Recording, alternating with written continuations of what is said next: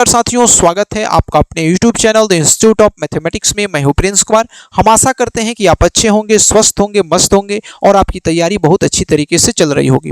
इस वीडियो में हम लोग एक मैथमेटिक्स का एक इंपॉर्टेंट टॉपिक कवर करेंगे जिससे आपके हर एक एग्जाम में क्वेश्चन पूछा जाता है। चाहे आप एसएससी का पेपर देंगे, बैंकिंग का पेपर देंगे, रेलवे का पेपर देंगे या किसी भी स्टेट गवर्नमेंट एग्जाम की तैयारी करते हैं तो वहां पे इससे प्रॉफिट एंड लॉस, लाभ और हानि से 100% क्वेश्चन पूछा जाता है। तो आप थंबनेल देखकर आपको पता चल गया होगा कि हम लोग जो है इस क्लास में पढ़ने वाले हैं लाभ हानि के बारे में, लाभ तथा हानि, प्रॉफिट एंड लॉस के बारे में जो हम लोग क्या करेंगे, पढ़ेंगे।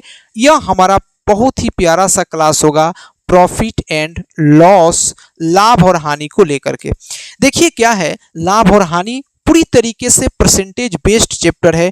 अगर आपको प्रतिशत का समझ होगा, परसेंटेज आप अच्छी तरीके से समझ गए होंगे तो फिर प्रॉफिट एंड लॉस को समझना आपके बाएं हाथ का खेल होगा। बहुत ज़्यादा आपको डिफिकल्टी नहीं आएगी। लेकिन अगर आपको परसेंटेज में थोड़ा सा भी डाउट होगा तो आपको जो है सो प्रॉफिट एंड लॉस को समझने में दिक्कत हो सकता है। तो इससे हमारा पहले आपसे रिक्वेस्ट है कि इसको पढ़ने से पहले आप परसेंटेज को पढ़ लेंगे तो आपको बहुत ज़्यादा बेनिफिट मिलेगा प्रॉफिट एंड लॉस में। ठीक है, क्योंकि यह प्रॉफिट एंड लॉस भी जो है एक परसेंटेज से जुड़ा हुआ ही टॉपिक है। तो देखिए प्रॉफिट एंड लॉस, लाभ और हानि, हमको लाभ या हानि कब होता है? शुरुआत करते हैं जब किसी सामान को हम खरीदते हैं, बेचते हैं, खरीद बिक्री जब करते हैं वहीं पर जो है सो क्या होता है, या तो हमको प्रॉफिट होगा और नहीं तो जो है सो हमको क्या होगा, लॉस होगा। तो किसी के सामान को खरीद बेच के दौरान, यानी कि जब हम क्रय विक्रय करते हैं, किसी सामान को खरीदते बेचते हैं तो या तो हमें प्रॉफिट होता है नहीं तो लॉस होता है, या नो प्रॉफिट नो लॉस भी होता है, ना तो लाभ होता है और ना ही जो है सो क्या होता है, हानि होता है। यही तीन कंडीशन जो है सो क्या होती है, बनती है। समझिएगा, बहुत प्यारा सा टॉपिक है। इसको समझने के लिए हमको इसमें कुछ टर्म्स की जरूरत पड़ती है जिनको हम लोग जो है सो क्या करते हैं, पहले समझ लेते हैं। सबसे पहला एक टर्म होता है जिसको हम लोग हिंदी में बोलते हैं क्रय मूल्य बोलते हैं, या अंग्रेजी में इसको जो है सो हम लोग बोलते हैं कॉस्ट प्राइस बोला जाता है, या फिर से क्रय मूल्य बोला जाता है। या तो क्रय मूल्य बोलेंगे नहीं तो क्या बोलते हैं, कॉस्ट प्राइस बोलते हैं। कॉस्ट प्राइस क्या होता है? कॉस्ट प्राइस एक ऐसा मूल्य होता है, एक वैसी प्राइस होती है जिस प्राइस पर हम किसी सामान को, किसी ऑब्जेक्ट को क्या करते हैं, परचेज करते हैं, खरीदते हैं। वह मूल्य जो होता है क्या होता है, कॉस्ट प्राइस होता है। इसको हम लोग बेसिकली किससे डिनोट करते हैं, सीपी से डिनोट करते हैं। सीपी को समझने के लिए आपको थोड़ा सा और चीजों को समझना होगा। क्रय मूल्य का मतलब होता है किसी वस्तु का अंतिम मूल्य, किसी वस्तु का लास्ट प्राइस, जिस प्राइस के बाद उस वस्तु को बेचने लायक तक बना दिया जाता है, मतलब कि सेल करने लायक तक या उसका यूज करने लायक तक बना देते हैं। तब तक उस पर जितना हम खर्च करेंगे ना, वो सभी का सभी कॉस्ट प्राइस पर ही कैलकुलेट होगा। जैसे आपकी एग्जांपल के थ्रू बताते हैं। जैसे मानकर चलिए कि आप मार्केट से कोई सेकेंड हैंड बाइक खरीद लेते हैं 25,000 रुपये में, 25,000 में जैसे किसी व्यक्ति ने यहाँ से एक बाइक खरीद लिया। क्या खरीद लिया? सेकेंड हैंड उस व्यक्ति ने बाइक खरीद लिया। कितने रुपये में? 25,000 रुपये में। लेकिन वो 25,000 रुपये में खरीदा है तो खरीद करके लाने के बाद वो ले गया मिस्त्री के पास और इसमें वह व्यक्ति 6,500 रुपये का उसका रिपेयरिंग में खर्चा कर दिया, यानी कि उसके मरम्मत में खर्चा कर दिया, रिपेयर में खर्चा कर दिया, मरम्मत में खर्चा कर दिया। 6,500 रुपया उसके रिपेयरिंग में, यानी कि उसमें जो भी मोबिल वोबिल बदलावाना था, जो भी खर्चा करना था, 6,500 रुपया खर्चा कर दिया। तो एक्चुअल में पूछें कि बताओ उस गाड़ी का, उस बाइक का कॉस्ट प्राइस कितना होगा? तो 25,000 तो उसने नगद जिससे खरीदा उसको दिया, लेकिन उस गाड़ी को चढ़ने से पहले, उस गाड़ी का यूज करने से पहले या उस गाड़ी को बेचने से पहले उस व्यक्ति ने उस पर 6,500 रुपया और एक्स्ट्रा खर्च किया है, यानी कि उस व्यक्ति का जो कॉस्ट प्राइस होगा 31,500 रुपया हो जाएगा। अब उस व्यक्ति का फाइनल जो कॉस्ट प्राइस होगा वह कितना हो जाएगा? 31,500 रुपया हो जाएगा। तो किसी भी वस्तु पर अगर हम रिपेयरिंग पर खर्चा करते हैं, ट्रांसपोर्टेशन पर खर्चा करते हैं, या उसके जो है सो मतलब अतिरिक्त जो भी हम लोग खर्चा करते हैं, सभी का सभी किस पर कैलकुलेट होता है? कॉस्ट प्राइस पर ही कैलकुलेट होता है, क्रय मूल्य पर ही जो है सो क्या होता है, कैलकुलेट होता है। आई बात समझ में? जैसे और एग्जाम्पल लेते हैं। जैसे मानकर चलिए कोई व्यक्ति है, किसी व्यक्ति ने मार्केट से जाकर के कोई फ्रिज खरीद लिया, मान के चलो 20,000 रुपया में क्या खरीद लिया, फ्रिज खरीद लिया। 20,000 रुपया में मार्केट से फ्रिज तो खरीद लिया, यहाँ से वह क्या किया, फ्रिज जो है सो खरीद लिया। अब 20,000 रुपया फ्रिज में दुकान पर 20,000 में खरीदा, फिर दुकान से घर तक लाने में उसको गाड़ी का किराया देना पड़ेगा, यानी कि जो ट्रांसपोर्ट फी है, गाड़ी का भाड़ा जो है वह भी देना पड़ेगा। अब मान के चलिए कि 20,000 में खरीदा और भाड़ा लाने में उसको लग गया 2,000 रुपया, भाड़ा लग गया गाड़ी का। तो अब 20,000 तो फ्रिज का कीमत हो गया और उसका जो ट्रांसपोर्टेशन चार्ज हुआ 2,000, यानी कि अब जो है उस फ्रिज का जो एक्चुअल कॉस्ट प्राइस जो कितना हो जाएगा, 22,000 रुपया हो जाएगा।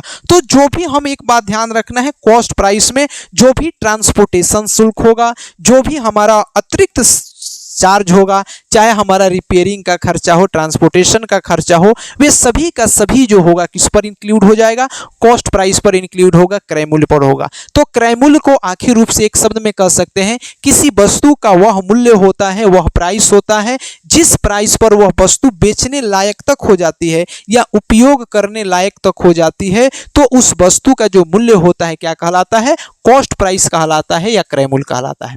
आई होप कि इस बात को आप समझ गए होंगे कि कॉस्ट प्राइस का मतलब क्या होता है।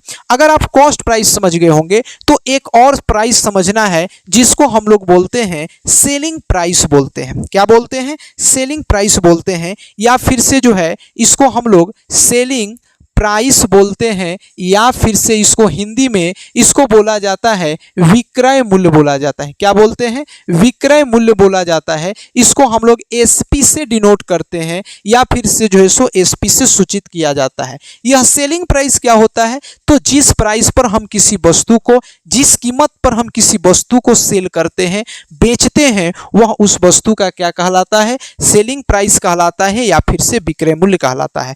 कोई भी प्राइस, जिस प्राइस पर हम किसी सामान को बेच देते हैं, सेल करते हैं, वह प्राइस उसका क्या कहलाता है, सेलिंग प्राइस कहलाता है या फिर से जो है सो विक्रय मूल्य कहलाता है। तो खरीदने वाले मूल्य को हम लोग क्या बोलते हैं, कॉस्ट प्राइस, और बेचने वाले मूल्य को हम लोग क्या बोलते हैं, सेलिंग प्राइस जो है सो बोला जाता है। आई होप कि इस बात को आपको समझ में आ गया होगा।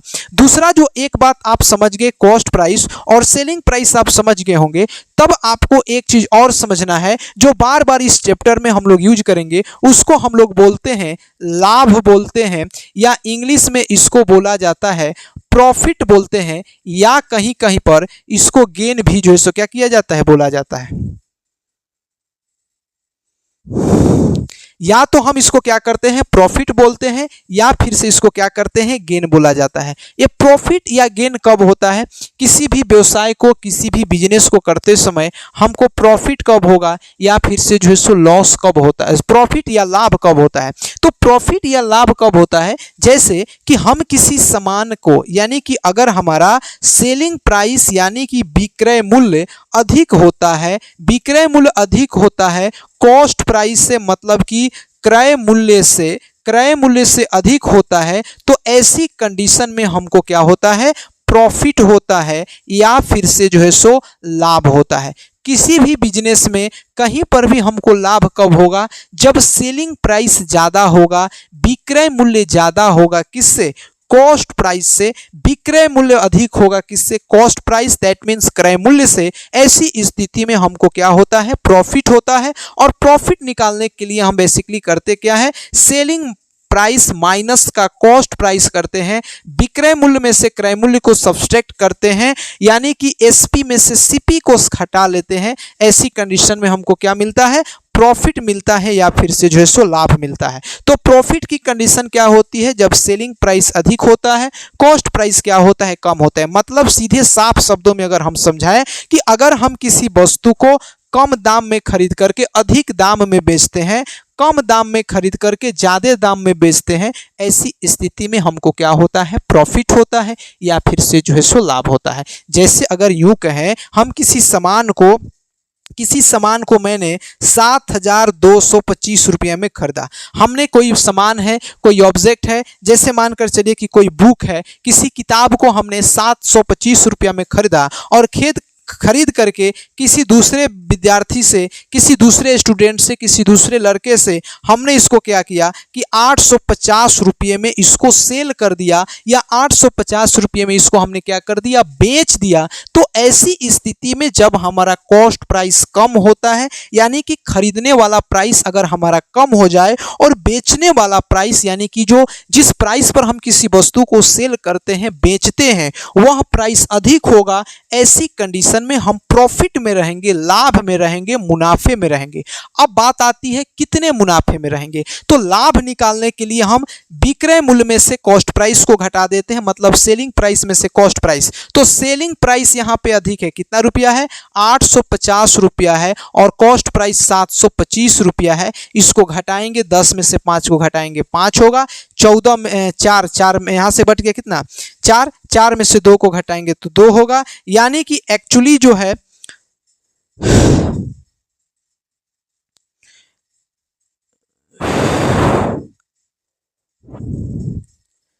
25 रुपये, और यहां पे हो जाएगा 125 रुपया।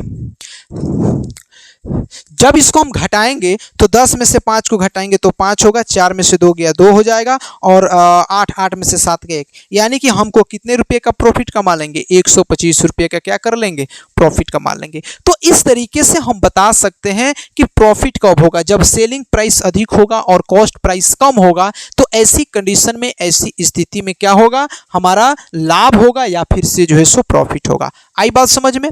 दूसरा एग्जाम्पल हम बताते हैं जिसमें क्या होगा, लॉस कब होगा या फिर से जो है सो हानि हमको कब होगी। तो देखिए, अगर हम किसी सामान को ज्यादा दाम में खरीद करके कम दाम में बेचें, सीधी सी बात है कि हमको हानि कब होगा या फिर से लॉस कब होगा। तो लॉस की कंडीशन होती है, हानि की कंडीशन होती है कि अगर किसी वस्तु को, किसी ऑब्जेक्ट को हम ज्यादा दाम में खरीद लें और कम दाम में बेचें, ज्यादा दाम में खरीद करके कम दाम में बेचेंगे, अधिक प्राइस में खरीद करके कम प्राइस में बेचेंगे, तो ऐसी कंडीशन में 100% हमको क्या होगा, लॉस होगा या फिर से जो है सो हानि होगा। तो एक बात बताइए कि अगर हमारा कॉस्ट प्राइस ज्यादा हो और सेलिंग प्राइस क्या हो, कम हो, कॉस्ट प्राइस अधिक हो और सेलिंग प्राइस क्या हो, कम हो, तो ऐसी कंडीशन में 100% हमको लॉस होगा या फिर से हानि देखने को मिलेगा। अब हानि निकालना होगा तो कॉस्ट प्राइस में से सेलिंग प्राइस को क्या कर लेंगे, घटा लेंगे, हमको क्या पता चल जाएगा, लॉस पता चल जाएगा। सीपी माइनस एसपी करेंगे तो लॉस पता चल जाएगा। जैसे एग्जाम्पल के थ्रू बताते हैं, जैसे हम किसी सामान को 10,575 रुपया में खरीद के लाए हैं, 10,575 रुपया में हम उस वस्तु को खरीद के लाए हैं, और जब उसको बेचने की बात आती है तो उसको हमने जो है सो बेचा है 6,935 रुपया में, उस हम वस्तु को क्या कर दिए, बेच दिए। किसी सामान को हमने कितना रुपया में खरीदा, 10,575 रुपया में खरीदा, और जब बेचने की बारी आई तो 6,935 रुपया में बेचा। तो यहां पे देखेंगे कि कॉस्ट प्राइस अधिक है, सेलिंग प्राइस कम है। तो जब कॉस्ट प्राइस अधिक रहे, सेलिंग प्राइस कम रहता है, तो ऐसी कंडीशन में, ऐसी स्थिति में हमको जो है सो क्या होगा, लॉस होगा या फिर से जो है सो हानि होगा। और हानि जो है सो किसके बराबर होता है, सीपी माइनस एसपी के बराबर होगा। सीपी का मान लिखेंगे तो 10,575 होगा, और एसपी का मान लिखेंगे तो हो जाएगा 6,935 रुपया हो जाएगा। 10,575 में से 6,935 को क्या करेंगे, घटा लेंगे, 5 में से 5 को घटाएंगे तो 0 होगा, 7 में से 3 को घटाएंगे तो 4 होगा, 15 में से 9 को घटाएंगे तो 6 होगा, 9 में से 6 को घटाएंगे तो 3 होगा। यानी कि हमको 3,640 रुपये का क्या हो जाएगा, नुकसान हो जाएगा या फिर से जो है सो लॉस हो जाएगा। ये बात आपको समझ में आ गई होगी कि लॉस कब होगा, प्रॉफिट कब होगा। अब एक फॉर्मूला और हम समझ लेते हैं कि प्रॉफिट परसेंट या लॉस परसेंट कैसे निकालते हैं। तो हालांकि इसको सवाल के बनाने के लिए मैं इसका यूज करूंगा, अभी आपको तत्काल से समझा देते हैं कि जब भी हमको प्रॉफिट परसेंट पता करना हो या कॉस्ट परसेंट, लॉस परसेंट पता करना हो, तो हमेशा हम कॉस्ट प्राइस पर या फिर से क्रय मूल्य पर ही गणना करते हैं। इसके बहुत सारे क्वेश्चन हमारे सामने आएंगे, वहां पे मैं इसको डिटेल में सॉल्व करूंगा। अभी एक फॉर्मूला आपको मैं सिंपली लिखवा देता हूं, ज्यादा दिस दैट किए बिना। लेकिन आपको एक बात बता दूं, जब भी हमसे प्रॉफिट परसेंट कैलकुलेट करने के लिए कहा जाए या लॉस परसेंट कैलकुलेट करने के लिए कहा जाए, तो हर कंडीशन में, हर स्थिति में जब भी हम लोग प्रॉफिट परसेंट या लॉस परसेंट को कैलकुलेट करेंगे तो हमेशा कॉस्ट प्राइस को यानी कि क्रय मूल्य को बेस मान करके हम लोग क्या करेंगे, वहां पे प्रॉफिट या फिर से जो है सो लॉस परसेंट को कैलकुलेट करेंगे। तो एक फॉर्मूला लिखेंगे, हालांकि क्वेश्चन को बनाते समय हम लोग फॉर्मूला का यूज नहीं करेंगे, लेकिन आपके संतुष्टि के लिए मैं आपको बता देता हूं कि अगर हमसे पूछा जाए प्रॉफिट परसेंट निकालिए या इसको हिंदी में बोला जाता है लाभ प्रतिशत बताइए, तो लाभ प्रतिशत जो है सो बराबर होगा लाभ इंटू का 100 बटा का क्रय मूल्य। यह एक फॉर्मूला होता है, या इसी को लिखेंगे प्रॉफिट इंटू का 100 अपॉन का कॉस्ट प्राइस। ये फॉर्मूला लिखेंगे। प्रॉफिट परसेंट या लाभ परसेंट पूछेगा तो लिखेंगे लाभ गुणे 100 बटा क्रय मूल्य, या प्रॉफिट इंटू 100 अपॉन क्या हो जाएगा, कॉस्ट प्राइस हो जाएगा। अगर कहीं पे लिखा हो लॉस परसेंट या इसी को बोला जाता है हानि प्रतिशत बोलते हैं, तो हानि प्रतिशत किसके बराबर होगा, हानि गुणे 100 बटा क्रय मूल्य होगा, या फिर से लॉस इंटू 100 अपॉन सीपी के बराबर होगा। तो चाहे तो ये फॉर्मूला और ये फॉर्मूला, दोनों फॉर्मूला जो है सो क्या करेंगे, यूज कर सकते हैं 1 और 2 के कंडीशन में। Profit percent profit into 100 upon cost price, loss percent loss into 100 upon cost price. Profit के जगह पे कई बार जो है सो गेन भी बोला जाता है, गेन परसेंट लिख देगा, तो इससे आपको घबराने की जरूरत नहीं है। प्रॉफिट का है, गेन का है, दोनों का मतलब सेम ही है। आई बात समझ में? तो एक कुछ फॉर्मूले थे, एक कुछ बेसिक चीजें थी जिनको हमको जानना जरूरी है। साथ ही साथ एक और चीज यहीं से समझ लेते हैं ताकि आपको हमको आगे समझने में देरी नहीं होगा। आप इसको नोट डाउन कर लेंगे, फिर हम इसको डिलीट करते हैं। अब जो है सो हम आगे समझते हैं। एक और चीज होगा जिसकी हमको कई बार सवाल को बनाते समय जरूरत पड़ेगा। एक शब्द होता है जिसको हम लोग बोलते हैं अंकित प्राइस। क्या होता है? कौन सा प्राइस? अंकित प्राइस, या हिंदी में बोलते हैं अंकित मूल्य बोलते हैं। अंग्रेजी में इसको बोला जाता है मार्क्ड प्राइस। क्या बोलते हैं? मार्क प्राइस बोलते हैं, मार्क प्राइस बोलते हैं, या इसको लिस्ट प्राइस बोलते हैं। क्या बोलते हैं? लिस्ट प्राइस बोलते हैं। हिंदी में इसको सूची मूल्य भी बोला जाता है।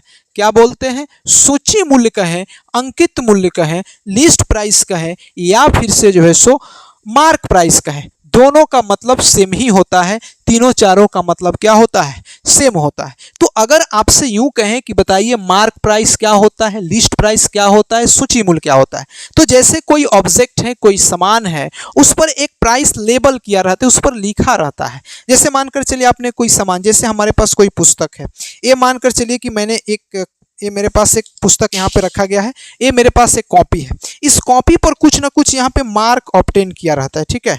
यहाँ पे देखिए मार्क, यहाँ पे कुछ लिखा गया है, यहाँ पे 70 रुपये लिखा गया है, 70 रुपया लिखा गया है एक पुस्तक का कीमत। यानी कि जो वस्तु जो है उस वस्तु के ऊपर मार्क किया रहता है, लिखा हुआ रहता है, वह प्राइस जो है सो क्या होता है, उसके लिए अंकित मूल्य होता है। आप कोई भी सामान खरीदिएगा, उस पर देखिएगा एक मार्क की लिखा रहता है, उस पर एक प्राइस जो है सो सूची किया रहता है, लिस्ट किया रहता है। वह प्राइस जो है उस वस्तु का, उस ऑब्जेक्ट का क्या कहलाता है? मार्क प्राइस कहलाता है, या फिर से जो है सूची मूल्य या फिर से अंकित मूल्य कहलाता है। जो प्राइस किसी वस्तु पर सूचित किया रहता है, लिखा रहता है, वह प्राइस उसका अंकित मूल्य, सूची मूल्य या फिर से लिस्ट प्राइस कहलाता है, ठीक है। अब एक बात समझिए कि जैसे मानकर चलिए कोई वस्तु है जिसका MRP MP जो है वह लिखा है 500 रुपया। कोई वस्तु है जिस वस्तु का MP यानी कि मार्क प्राइस जो है सो कितना रुपया लिखा है? 500 रुपया लिखा है। कितना रुपया लिखा है? 500 रुपया लिखा है। अब दुकानदार लेकिन जितना मार्क रहता है उतना में दुकानदार नहीं देता है, उससे कुछ न कुछ कम हमको दाम में बेचता है जितना मार्क है। तो जैसे मानकर चलिए हम कोई कपड़े के दुकान पर गए, मानकर चलते हैं कोई कपड़ा खरीदना है, शर्ट खरीदना है, उस शर्ट के ऊपर 500 रुपया जो सो क्या किया है? लेबलिंग किया गया है। अब जब दुकानदार से हमने मोल भाव किया तो वह दुकानदार जो है हमको क्या किया कि उस शर्ट को जो है 275 रुपया में बेच दिया। कितने रुपये में बेचा? 275 रुपया में बेच दिया। मार्क कितना था? 500 रुपया। हमने उसको खरीदा कितने में? 275 रुपया में। तो 500 से जितना कम में खरीदे हम, वह जो है सो क्या कहलाता है, उसका डिस्काउंट कहलाता है, या हिंदी में इसको छूट बोलते हैं। क्या बोलते हैं?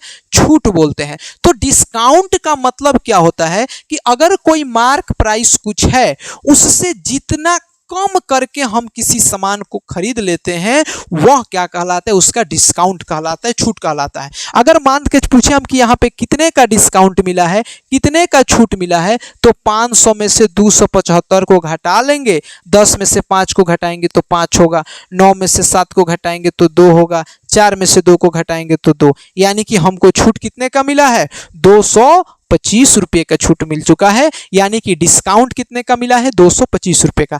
जैसे मानकर चलिए एक और एग्जांपल देते हैं, 500 रुपया उस वस्तु का एमपी है, यानी कि मार्क प्राइस है, और हमको दुकानदार 400 रुपया में सेल कर दिया, सेलिंग प्राइस 400 रुपया है। अब हम पूछेंगे कि बताइए इस वस्तु का, इस ऑब्जेक्ट का कितने का डिस्काउंट है, कितने का छूट है, तो मार्क प्राइस में से सेलिंग प्राइस को घटा देंगे, 500 में से 400 को घटा देंगे, यानी कि जो 100 रुपया बनेगा, यही जो है सो क्या कहलाएगा, इसका यही जो 100 रुपया बनेगा क्या कहलाएगा, इसका जो है डिस्काउंट कहलाएगा, या फिर से जो है सो छूट कहलाएगा। तो छूट अगर हमको निकालना हो, हमेशा डिस्काउंट निकालना हो, तो डिस्काउंट हमेशा जो है सो किसके बराबर होता है, मार्क प्राइस माइनस का सेलिंग प्राइस। फॉर्मूला से हम लोग क्या निकालते हैं, डिस्काउंट निकालते हैं। और डिस्काउंट परसेंट जब निकालने की बारी आती है, डिस्काउंट परसेंट निकालने की बारी आती है, तो डिस्काउंट परसेंट जो होता है वह बराबर होता है डिस्काउंट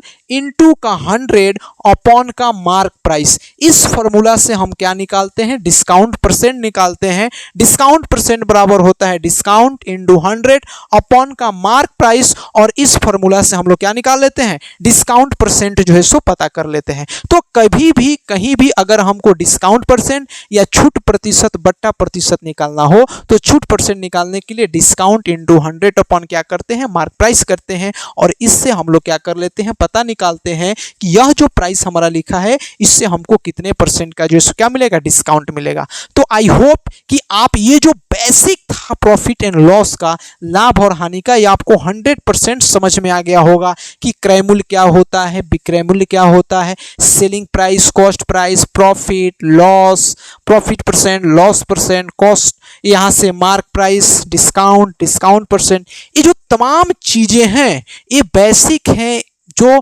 आपको आना ही चाहिए। तो हम आशा करते हैं कि आप इस चीज को समझ गए होंगे। जब हम लोग नेक्स्ट क्लास में, जब अगले क्लास में बढ़ेंगे, तो इन सब चीज़ों का आप रिवीजन करके आइएगा। फिर जो है सो नेक्स्ट क्लास में जब हम लोग आगे बढ़ेंगे, तो वहाँ पे जो है सो चीज़ें, इसके बहुत सारे क्वेश्चन जो हैं, जो आपके बिल्कुल बेसिक से type wise first, second, third, fourth, इस तरीके से जो आपके प्रीवियस ईयर तक में जो भी क्वेश्चन को पूछे गए होंगे, उन सभी चीज़ों को एक एक करके हम लोग जो है सो एक पूरी तरीके से ग्रास लेवल से, बेसिक जीरो लेवल से लेकर के एडवांस पोर्शन तक पहुंचेंगे। ठीक है, तब तक के लिए रहने देते हैं, फिर हम लोग कल मिलेंगे।